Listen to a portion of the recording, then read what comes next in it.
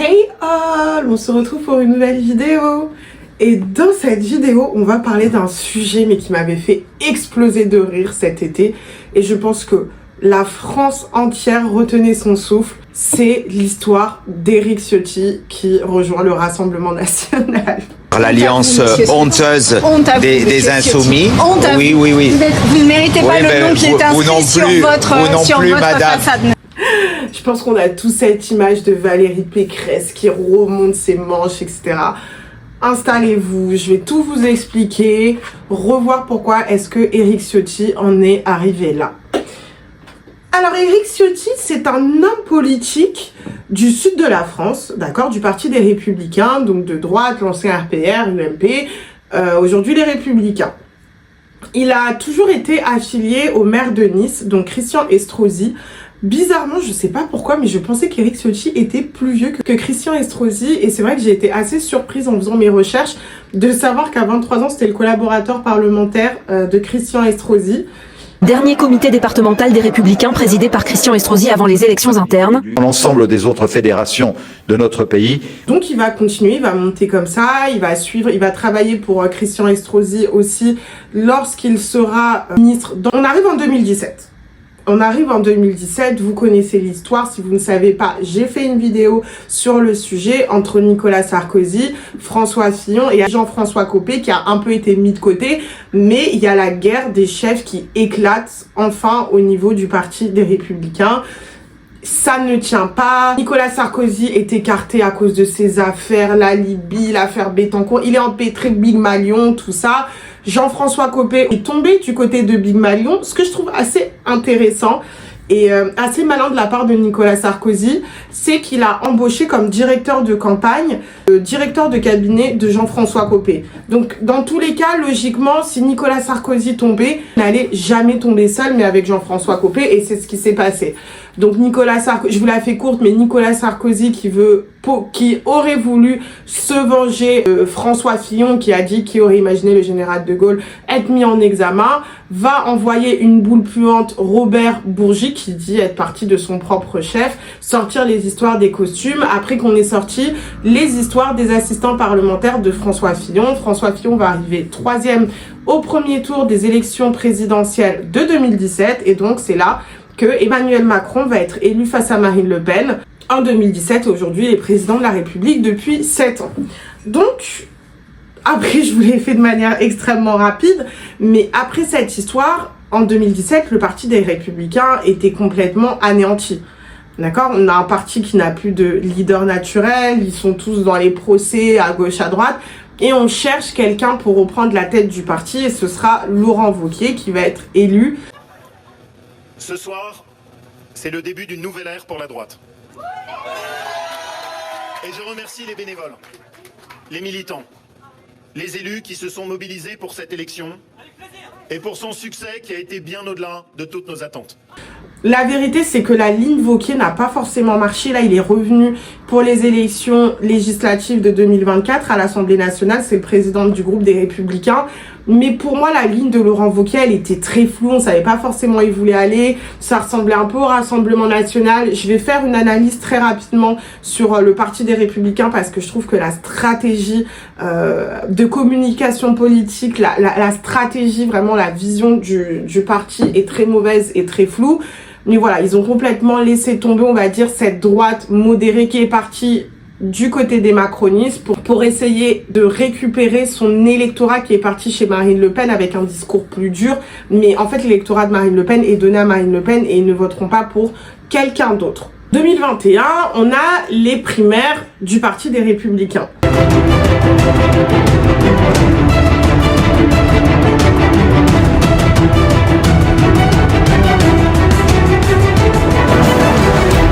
Valérie Pécresse arrive en tête, en face d'Éric Ciotti. Il y aurait eu supposément des irrégularités avec des personnes mortes qui étaient inscrites, des chiens qui étaient inscrits, bref. On ne sait pas ce qui s'est passé. En tout cas, il ne voulait pas refaire la même erreur qu'en 2017. Donc, Valérie Pécresse est lancée dans la campagne présidentielle. Elle n'était pas tip-top. L'Organisation pour la sécurité européenne de l'Atlantique à l'Oural.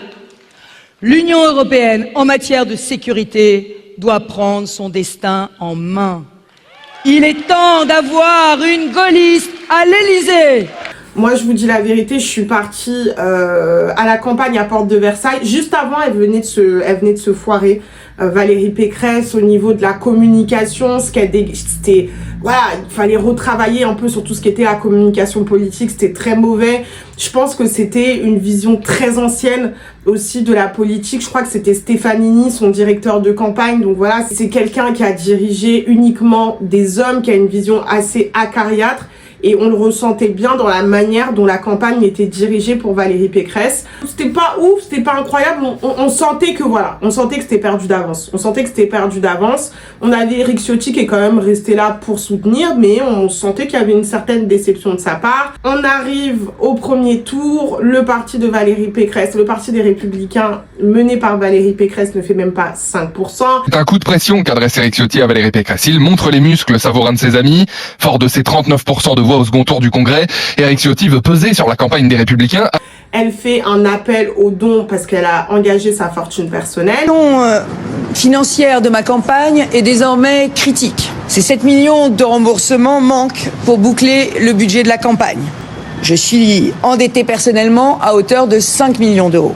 Pour moi, c'est une manière pour Éric Ciotti de revenir par derrière sur le devant de la scène, parce qu'il va demander la présidence du parti des Républicains et il va être élu. Il était face à Bruno Retailleau, il va être élu face à Bruno Retailleau. Et donc on continue un peu sur cette lignée très droitarde, je vais dire, très droitarde du parti des Républicains. Mais vous voyez, on disait que Nicolas Sarkozy, il était sur droite très conservatrice, très dure. Je le trouve plutôt soft. Je trouve que le Nicolas Sarkozy comparé à Éric Ciotti sur ses propos sur les migrations ou autres, je le trouve très soft. Moi, je trouve que déjà, Éric Ciotti, pour moi, quand Éric Zemmour est arrivé, comme Bruno Retailleau, vous me connaissez, j'arrive après. Bruno Retailleau, j'arrive après. Là, on continue avec Ciotti, mais Bruno Retailleau, on va ouvrir le dossier après. Mais Éric Ciotti, sa lignée, je la trouvais très zémouriste. Chaos, de la violence, de l'éruption de violence associée au candidat Trump. Est-ce que l'Amérique risque de basculer, quel que soit le résultat d'ailleurs, dans l'inconnu? Moi, je regarde nos intérêts. On a eu l'arrivée du wokisme, terrifiant avec les démocrates, qui explique aussi beaucoup de nos problématiques. On a l'immigration de masse qui a été multipliée par 5 avec les démocrates. Donc pour moi, je n'ai pas compris pourquoi des Bruno Retailleau ou des Éric Ciotti ne sont pas partis. Bon voilà, ils sont restés au parti des Républicains. Éric Ciotti a repris la tête du parti et il n'y avait pas ce bagou. Il y avait un bagou qui est parti avec Nicolas Sarkozy, avec François Fillon. Le parti commençait un peu effrité. On a Rachida Dati qui est partie rejoindre La République En Marche, le parti d'Emmanuel Macron. Elle a été accusée d'opportunisme par tous ses collègues, par tous ses anciens collègues. Et au final, on le voit bien aujourd'hui, on a les Républicains qui ont fait une alliance pour gouverner avec le parti d'Emmanuel Macron. D'abord, merci à toutes les équipes des services du Premier ministre d'être là. On arrive en 2024. Donc 2022, le parti des Républicains, au niveau des législatives, le groupe rétrécit. D'accord, au fur et à mesure du temps, on sent bien qu'il y a moins d'engouement autour du Parti des Républicains, que ce soit du côté de Renaissance ou que ce soit du côté de l'extrême droite avec le Rassemblement National. Son électorat part à gauche, à droite, et le problème c'est que, encore une fois, le Parti des Républicains n'arrive pas à trouver une colonne vertébrale. Arrivent les élections européennes.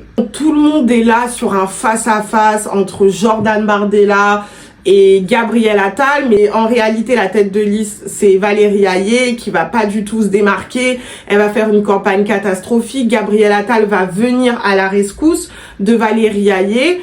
On a François-Xavier Bellamy, voilà, qui lui on le connaît, eurodéputé, il est toujours là. Moi je trouve aussi que ça a été une mauvaise stratégie de la part d'Éric Ciotti, mais bon après François-Xavier Bellamy ça reste quand même le vice-président du Parti des Républicains, mais pour moi personnellement il aurait dû laisser la place à quelqu'un de plus jeune, parce que même les communistes ont compris que voilà, ces élections-là ça jouait sur la jeunesse, surtout au niveau élections européennes. Vous préférez que notre économie s'effondre. Donc avec vous tous là, avec vous déjà au moment du on doit rembourser, s'il vous plaît, 80. Est-ce que vous me permettez de terminer? Avec vous tous on notre économie, milliards, on avec doit rembourser 80. Monsieur Bardella, vous me permettez de continuer? Merci. Je vous en prie, avec répondez. Vous tous, notre économie, ce serait... Moi, je m'en souviens, les gars, pour vous dire la vérité, j'ai voté au pif.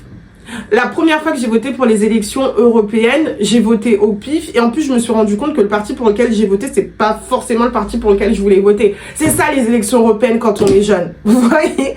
Donc voilà, François-Xavier Bellamy, c'est un peu une nostalgie d'une branche de la partie des Républicains qui pour moi il faudrait retravailler et plus mettre de la jeunesse en avant. Et ce qui va se passer, c'est que le parti du Rassemblement National va faire plus que ce que le parti d'Emmanuel Macron pensait qu'il allait faire. Donc je crois qu'ils font le double, ils font plus du double du score par rapport à celui du parti d'Emmanuel Macron. Vous la découvrez, notre première estimation. Le Rassemblement National et sa liste sont à 32,4%. Viennent ensuite le parti Renaissance de la majorité présidentielle, 15,2%. Donc là, on se souvient tous de cette journée. Moi, j'étais choquée, j'y croyais pas. Emmanuel Macron décide de dissoudre l'Assemblée nationale. Je dissous donc ce soir l'Assemblée nationale. Pour lui, voilà, c'est un aveu d'échec. Normalement, pour les présidents, ça va vraiment se faire au niveau des élections législatives.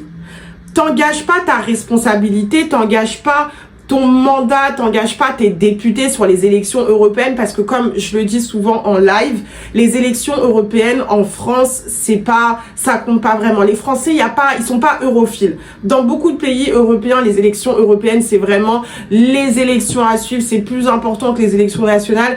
Les Français, voilà, comme je vous dis, faut voter pour aller voter, mais tu sais pas trop ce qui se passe à Bruxelles. C'est pas trop ce qui se passe à Bruxelles, c'est pas trop ce qui se passe à Strasbourg, c'est pas un truc qui va passer sur le JT du 20h de France 2 ou de TF1, d'accord? Donc les personnes, tout le monde était un peu surpris et surtout qu'Emmanuel Macron laisse 3 semaines au parti pour se préparer et pour ensuite les Français aillent voter. C'est la cacophonie générale. Eric, fais pas le con! S'il te plaît Eric, descends calmement! Fais pas le con Eric! Si tu descends maintenant, il n'y aura pas de représailles. Chaos, le Rassemblement National, ils envoient n'importe qui. On a des personnes sous curatelle. On a une candidate partie faire une prise d'otage dans une mairie. Enfin, on a de tout et n'importe quoi. Moi, je pense qu'Emmanuel Macron misait sur la division de la gauche. La gauche qui a fait la NUPES et qui s'est déchirée, ils ont fait ok, bah vous savez quoi, on revient avec le Front Populaire, mais on revient avec le nouveau Front Populaire.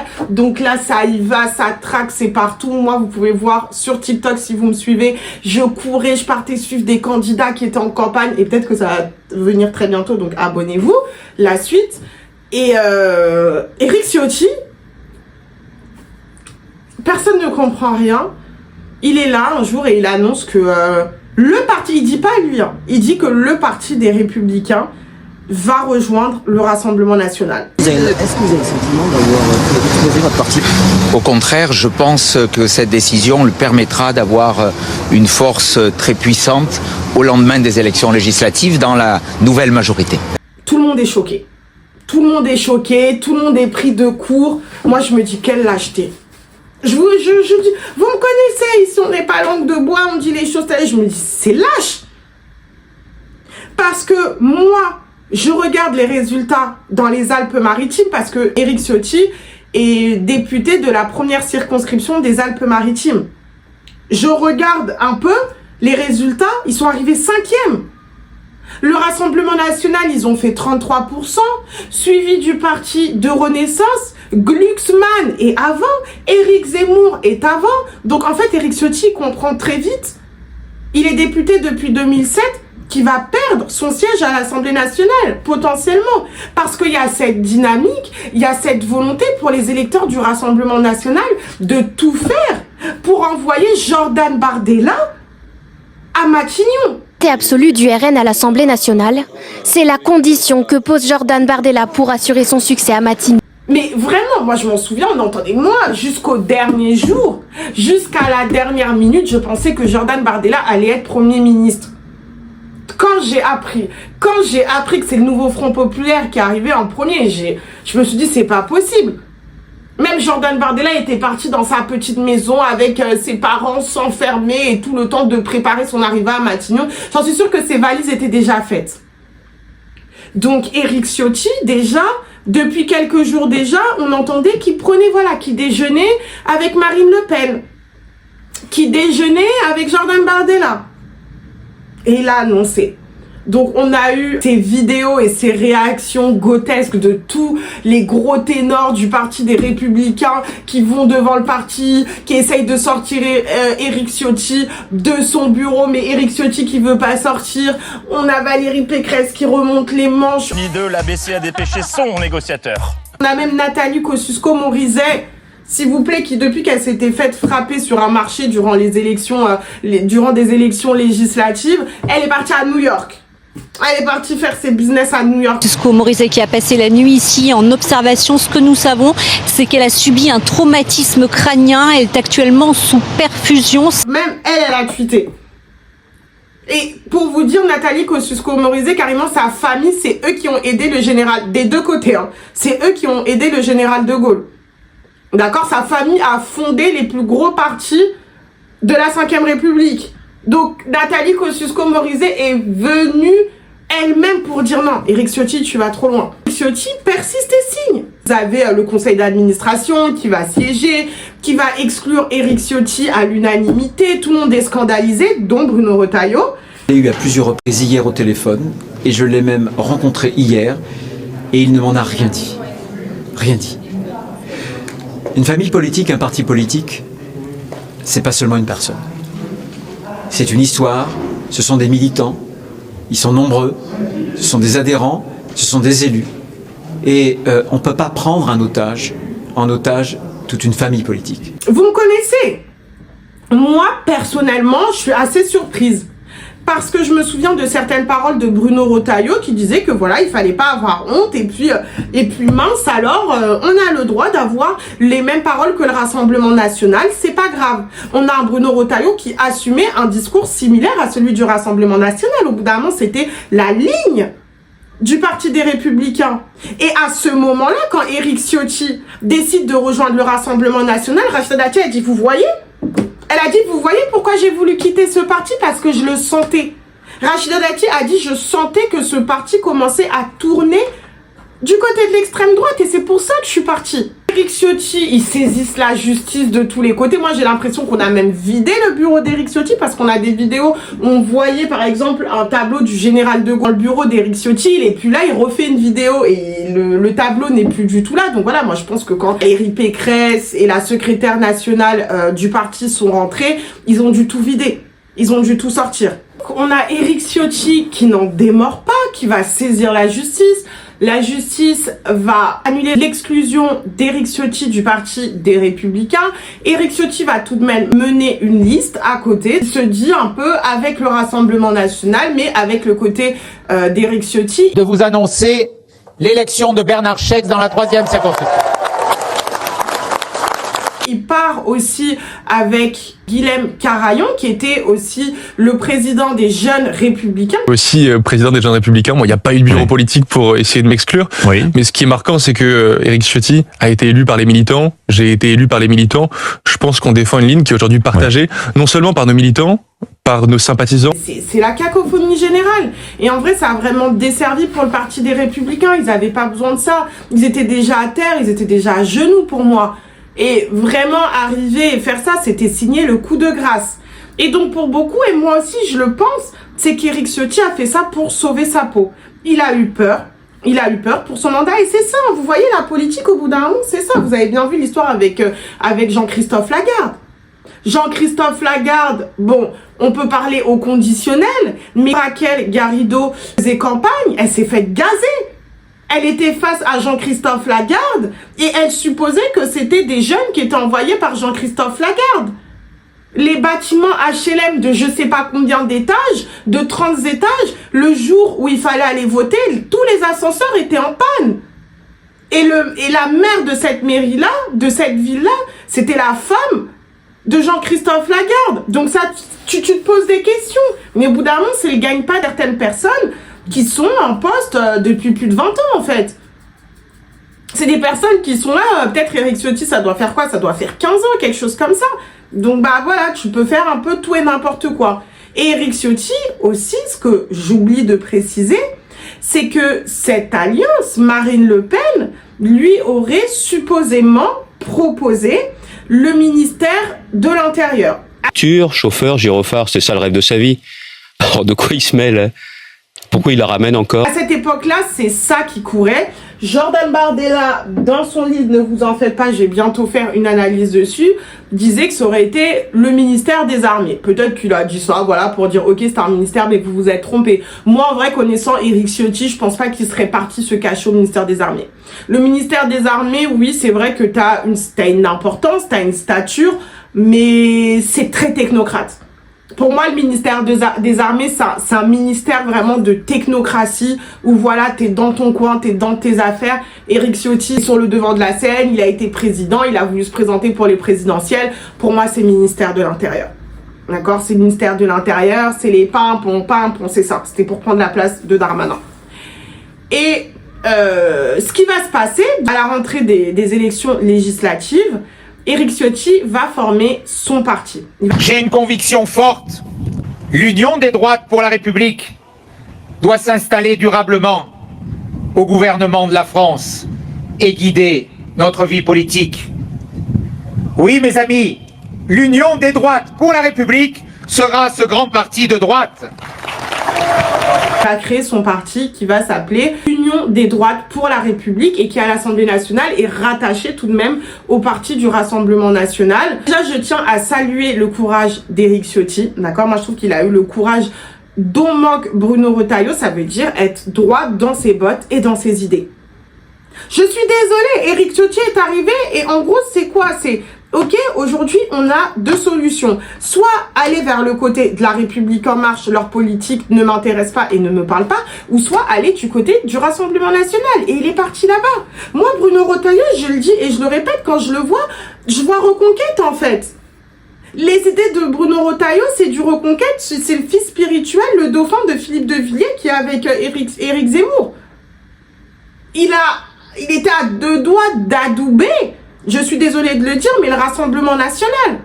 Donc quand son ministre délégué se fait applaudir par le Rassemblement national dans l'hémicycle, je comprends. Parce qu'il y a une forme d'hypocrisie. Il doit être expulsé. Ces mots sonnent comme une évidence. Côté, l'hypocrisie est encore plus grande. Quand tu vois Bruno Retailleau devenir ministre de l'Intérieur dans le gouvernement de Michel Barnier sous Emmanuel Macron. Et là, je vous dis la vérité, je trouve qu'Éric Ciotti a été courageux. À la fin, en créant son parti, je trouve qu'il a fait acte de courage. Ça ne veut pas forcément dire que je suis d'accord avec ses idées, vous me connaissez, ici on est plutôt dans l'analyse politique, mais je trouve qu'il a eu le courage de ses idées, ce que d'autres personnes ne font pas. Il y a des personnes plutôt qui vont préférer se cacher pour avoir des postes, pour être dans les ministères, avoir des chauffeurs et avoir des servants. Voilà. Éric Ciotti, il n'a pas fait ça. Il l'a fait au début, il n'a pas été courageux, il a jeté son parti sous le bus, et de ce que j'ai compris, il y a des personnes qui ont pleuré, parce que oui, c'est vrai, Bruno Retailleau l'a dit, il a raison, un parti, c'est des militants, c'est des adhérents, c'est des personnes qui travaillent, c'est des êtres humains, t'es pas seul. C'est pas la Chine, c'est pas la Russie, c'est pas la Corée, c'est pas la Corée du Nord. Tu fais pas ça, tu peux pas prendre des décisions tout seul. Aujourd'hui, Éric Ciotti a donc formé son parti, il a un groupe à l'Assemblée nationale. La seule alternative, la seule alliance possible, c'est l'union des droites, c'est l'alliance des droites. Les Français attendent cette alternance. Il n'est pas forcément d'accord avec toi, avec le Rassemblement national. Il y a des propositions de loi, des textes qu'il ne va pas voter avec son groupe parce qu'il n'est pas en accord. La deuxième raison, pour moi, de la création de ce parti et de ce groupe, je pense que c'est parce que c'était le coup de grâce pour Marine Le Pen à l'encontre d'Éric Zemmour. Contrairement à Alain Duhamel, moi je ne pense pas que Marine Le Pen demandera une alliance avec Reconquête ou avec LR, tout simplement parce que elle a déjà eu l'occasion de le faire en 2022, puisque j'avais appelé à voter pour elle sans condition et sans négociation, et qu'elle a balayé mon proposition. À ce même moment-là, si vous vous en souvenez bien, Marion Maréchal était la tête de liste du parti de Reconquête pour les européennes. Elle a fait 5%. Ils ont eu, je pense, 5 députés à Bruxelles qui ont été envoyés à Bruxelles et au final, ils sont tous partis. D'accord, ils sont tous partis. Ils ont laissé Sarah Knafo tout seul. Ils ont vidé les comptes de Reconquête. Et voilà, pour beaucoup de personnes, ce serait une vengeance personnelle de la part de Marine Le Pen. Madame Maréchal ment. Elle est entourée de professionnels de la trahison. Au bout de 48 heures, elle trahit ses gens. Je dis, moi, que c'est le record du monde de la trahison. Par rapport aux élections présidentielles de 2022, Éric Zemmour a essayé de tendre la main à Marine Le Pen pour une alliance avec le Rassemblement national. Marine Le Pen a reçu Marion Maréchal Le Pen avec Jordan Bardella, mais ils ont fini par refuser cette alliance-là. Et il faut savoir que l'union des droites, c'est vraiment un concept qui, depuis toujours, est dit et redit par Éric Zemmour. Ça, on peut vraiment pas lui enlever. Après, le problème, c'est quoi? C'est qu'en 2022, il est arrivé en se disant il faut que ce soit Marine Le Pen qui se range derrière moi. Alors que s'il avait fait le contraire, je pense que là, il aurait pu essayer de gratter, mais là, c'est pas possible. Donc, on a Marion Maréchal qui a détruit le parti Reconquête d'Éric Zemmour. Et pour moi, arriver avec Éric Ciotti, dire à Éric Ciotti de créer un parti qui s'appelle l'Union des droites pour la République, pour moi, c'était achevé, et tout en sachant qu'ils sont à peu près sur la même ligne, d'accord, conservatrice et tout. Moi, je trouve que le parti de Reconquête d'Éric Zemmour et le parti de l'Union des droites pour la République d'Éric Ciotti se ressemblent quand même. Donc, je pense que c'était une manière pour Marine Le Pen, ça aurait été une manière pour Marine Le Pen d'achever Éric Zemmour. Maintenant, troisième supposition pour moi, ce serait la volonté pour Éric Ciotti de récupérer la mairie de Nice qui est tenue par Christian Estrosi. Très candidat au municipal. La question n'est pas posée, enfin je n'y répondrai pas aujourd'hui, j'y répondrai dans un an. Vous interrogez, vous y réfléchissez. J'y réfléchis.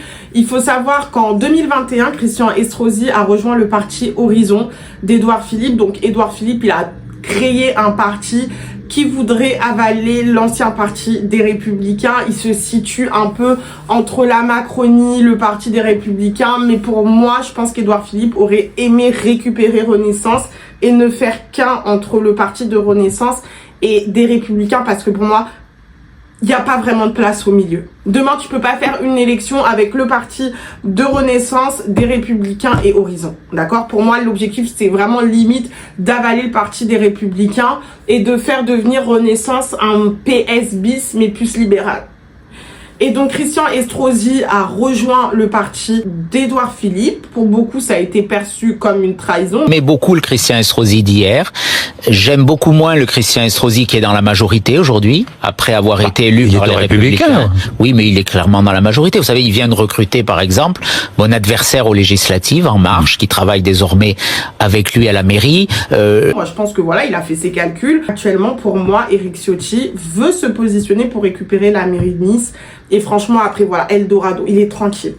Pour moi, si là, il récupère la mairie de Nice, qu'il la donne aussi au Rassemblement national, ce serait une très belle prise. Mais là, il serait extrêmement tranquille. Et c'est vrai que dans les Alpes-Maritimes, ça vote bien RN.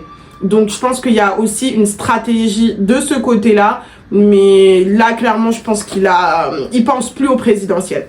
Je pense qu'à ce niveau-là, avec tout ce qui s'est passé, les histoires avec le Parti des Républicains, la manière dont il a tenté de partir, voilà, ça a terni son image. Et donc là, la dernière chose qu'il peut faire, c'est prendre tranquillement la mairie de Nice, faire sa petite retraite et ciao, bye bye. C'est assez culotté ce qu'il a fait, et puis c'est quand même très désobligeant, et c'est vrai que c'est de la traîtrise, on peut le dire quand même, parce qu'il a fait ça sans prévenir. Donc c'est pas du courage.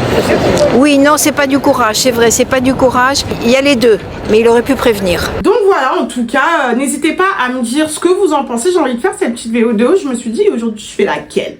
Je me suis dit, je parle de quoi? Et j'ai pensé à ça, ça m'a fait rigoler. Je me suis fait, allez, on y va, ça part. On parle d'Éric Ciotti et de cette histoire. Et on verra bien, dans tous les cas, vous me connaissez, je ferai un retour pour les élections municipales de 2026. Ça va être une folie. J'attends vos commentaires. Dites-moi, pourquoi est-ce que Éric Ciotti a rejoint le Rassemblement national?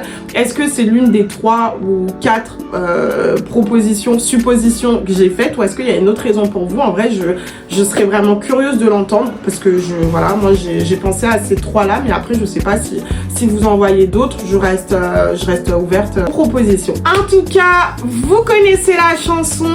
N'hésitez pas à liker la vidéo, à repartager la vidéo et surtout à vous abonner pour me donner de la force et soutenir un maximum la chaîne. Et on se dit très vite pour une prochaine vidéo. Bye!